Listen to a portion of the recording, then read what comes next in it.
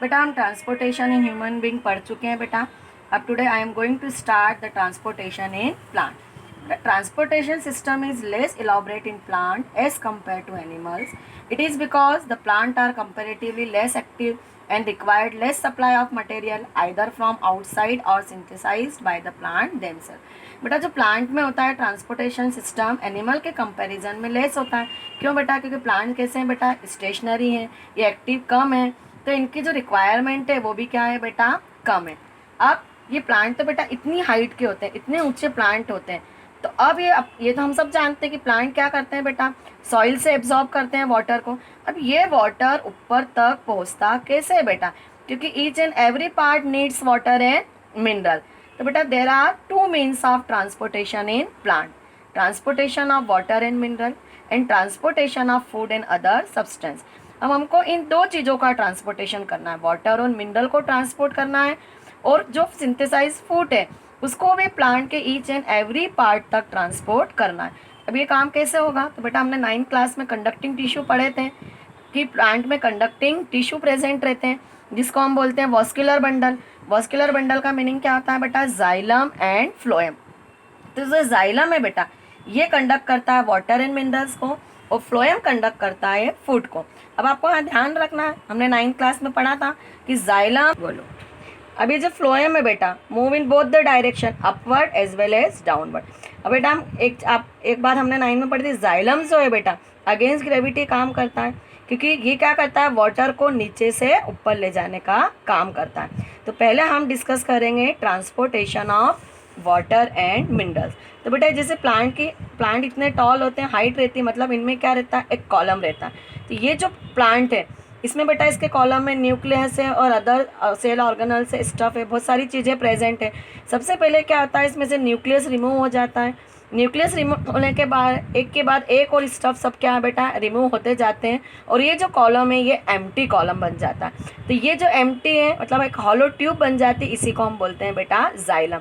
अभी न्यूक्लियस निकल गया तो क्या है? लिविंग है? नहीं बेटा, ये जो कॉलम है जाइलम जो होता है बेटा made up of dead cell का बना हुआ रहता है. क्योंकि हमने 9th में पढ़ा था most of the tissues of plant कैसे रहते हैं बेटा? डेड रहते हैं. तो अब ये क्या करती है? एक हॉलो ट्यूब बन जाती है, और ये वाटर को क्या करता है? कंडक्ट करता है. अब ये जो जाइलम है ये भी इसके 4 टाइप्स रहते हैं बेटा, 4 पार्ट्स का बना हुआ रहता है. हमने 9th में पढ़ा था tracheid, xylem fibre, xylem vessel और जाइलम पेरेन्काइमा. ये पूरे 4 पार्ट्स मिलके कहलाता है जाइलम, और ये सब मिलके क्या करते हैं बेटा? वाटर को ऊपर की तरफ कंडक्ट करते हैं. ये जो जाइलम वेसल्स हैं, the cells are joined end to end and have broken end walls to form an open tube. इसकी broken end walls रहती है, open tube फॉर्म करती है और वाटर को ऊपर की तरफ कंडक्ट करती है बेटा.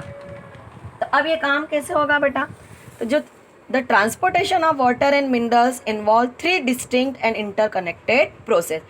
जब वाटर का ट्रांसपोर्ट होता है बेटा तो वहाँ पे 3 प्रोसेस काम करती है. सबसे पहले होता है absorption of water and mineral, second होता है अपवर्ड मूवमेंट. अब ये जो वाटर और मिनरल ऊपर मूव करता है बेटा इसको हम बोलते हैं ascent of shape.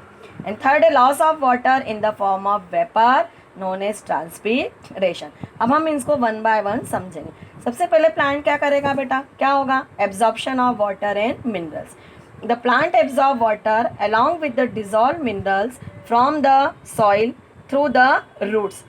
This water is called xylem sap. सबसे पहले जब बेटा प्लांट की रूट्स हैं वो वाटर और मिनरल्स को एब्जॉर्ब करेगी. अब वाटर और मिनरल मिलके बेटा एक सॉइल सॉल्यूशन बनाते हैं जिसको हम बोलते हैं सेप.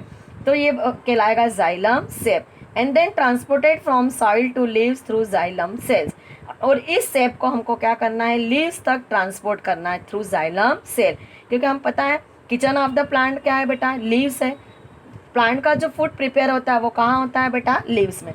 तो the water is absorbed actively by water potential difference between soil solution and root hairs. The upward movement of water and minerals are called ascent of sap. और ये जो इस तरह से जो वाटर है ऊपर की तरफ मूव करता है इसको हम बोलते हैं बेटा ascent of sap. अब ये काम होगा कैसे? तो बेटा ड्यूरिंग द डे क्या होगा बेटा? एक थ्योरी काम करती है जिसको हम बोलते हैं ट्रांसपिरेशन पूल थ्योरी. तो during the day transpiration is the mechanism that occur in the stomata of leaf that help in the transpiration of water. अब जो वाटर एब्जॉर्ब होता है बेटा रूट के थ्रू, उसमें से 90 to 98% वाटर क्या होता है, ट्रांसपिरेशन के थ्रू लॉस हो जाता है। ट्रांसपिरेशन मीन्स क्या, loss of water in the form of vapour through stomata of leaves is known as transpiration. तो बेटा ट्रांसपिरेशन में क्या होगा, रूट ने क्या करा, वाटर को एब्जॉर्ब करा। अब ये जो वाटर मॉलिक्यूल्स है बेटा, इनमें हाइड्रोजन बॉन्डिंग के द्वारा बंधे रहता है। हाइड्रोजन बॉन्डिंग हमको यहाँ पर डीप में नहीं पढ़ना है, आप अगली क्लासेस में पढ़ेंगे। तो ये जो वाटर मॉलिक्यूल्स है एक दूसरे से कनेक्ट रहते हैं और इस तरह से क्या बना लेते हैं बेटा, एक चेन बना लेते हैं। अब ये रूट क्या वाटर क्या होता है बेटा, ऊपर की तरफ मूव करता है। अब मूव करता है और स्टोमेटा के थ्रू क्या हो जाता है, बाहर निकलना शुरू करता है। एक वाटर मॉलिक्यूल ने ऊपर मूव करा और बाहर हुआ, तो दूसरा वाटर मॉलिक्यूल क्या करेगा, तीसरे वाटर मॉलिक्यूल को ऊपर खींचेगा, तीसरा चौथे को खींचेगा, और इस तरह से यहाँ पे क्या होता है बेटा, एक टर्गर प्रेशर डेवलप हो जाता है और पूरा के पूरा वाटर क्या हो जाता है, ऊपर की तरफ मूव कर जाता है। इसको आप एक एग्जाम्पल के थ्रू समझ सकते हैं। जब आप कोल्ड ड्रिंक पीते हैं बेटा स्ट्रॉ के थ्रू, तो आप क्या करते हैं, स्ट्रॉ से क्या करते हैं, फोर्स लगाते हैं, और उस फोर्स से जो कोल्ड ड्रिंक में मॉलिक्यूल्स है, कोल्ड ड्रिंक के मॉलिक्यूल्स, वो फोर्स के थ्रू क्या होते हैं, स्ट्रॉ से ऊपर की तरफ मूव करते हैं और आप उस कोल्ड ड्रिंक को पी पाते हैं। तो बस इसी तरह का काम बेटा प्लांट में होता है और वाटर ऊपर की तरफ मूव कर जाता है थ्रू जाइलम। तो अब क्या होगा बेटा, दिन में तो ये काम ट्रांसपिरेशन के थ्रू हो गया, लेकिन अब रात में क्या होगा, रात में क्या, जो हमारा ये जाइलम का वाटर कॉलम है ये खाली हो जाता है। तो नहीं बेटा, ऐसा नहीं होता। रात में ये जो काम स्टार्ट, अब ड्यूरिंग द नाइट ये वाटर ऊपर की तरफ मूव कैसे करेगा बेटा, वहाँ एक थ्योरी काम करती है जिसको हम बोलते हैं root pressure theory. In xylem tissues vessel and tracheids of the root stem and leaves are interconnected. बेटा रूट स्टेम लीव्स के जितने भी जाइलम टिश्यूज है वो सब आपस में क्या रहते हैं बेटा, इंटरकनेक्टेड होते हैं। अभी हमारी सॉइल है बेटा, सॉइल में वाटर भी है और मिनरल भी है, कि soil is the reservoir for water and minerals. Water और मिनरल्स प्रेजेंट है बेटा सॉइल में, मतलब यहाँ क्या है बेटा, डिफ्यूजन के थ्रू एक बैलेंस क्या है, मेंटेन है बेटा। अब ये रूट क्या करेगी बेटा, इस सॉइल में से मिनरल्स को एब्जॉर्ब करना शुरू कर देगी। The cell of root hair start absorbing mineral from the soil, mineral को एब्जॉर्ब करना शुरू कर देगी। मीन्स क्या होगा बेटा, इस सॉइल में से जो मिनरल्स हैं वो धीरे धीरे क्या हो जाएंगे बेटा, कम हो जाएंगे। कम हो जाएंगे मतलब अब यहाँ पे क्या है बेटा, सॉइल का जो कंसंट्रेशन है वो लो हो गया। अब यहाँ पे इम्बैलेंस क्रिएट हो गया, क्योंकि रूट ने क्या करा है बेटा, मिनरल्स को एब्जॉर्ब कर लिया।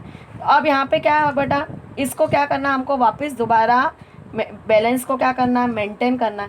अब ये रूट ने किस, जो सेल्स है बेटा, इसने क्या करा है, अपनी एनर्जी लगाकर इस सॉइल में से मिनरल को एब्जॉर्ब कर लिया।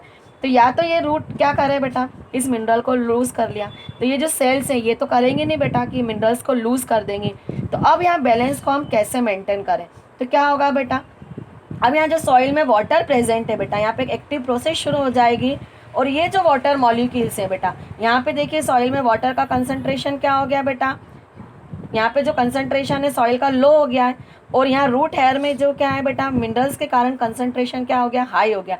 ये जो वाटर मॉलिक्यूल्स हैं बेटा, ये क्या करेंगे, लो रूट में मूव करना शुरू कर देंगे। मतलब जो मॉलिक्यूल्स है वो lower concentration to higher concentration move करना शुरू कर देंगे, और इसी को बोलते हैं बेटा हम ऑस्मोसिस। हमने 9th में ऑस्मोसिस और डिफ्यूजन पढ़ा था।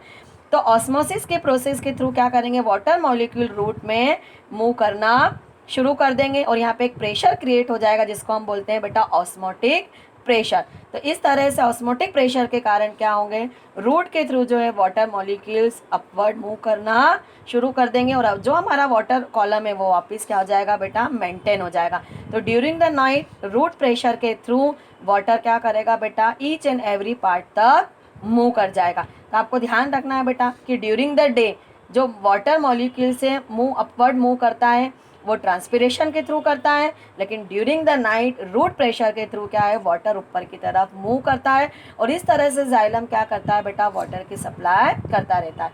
अब हमको क्या करना है बेटा, ट्रांसपोर्ट ऑफ फूड पढ़ना है, वो हम नेक्स्ट वीडियो में डिस्कस करेंगे। Thank you.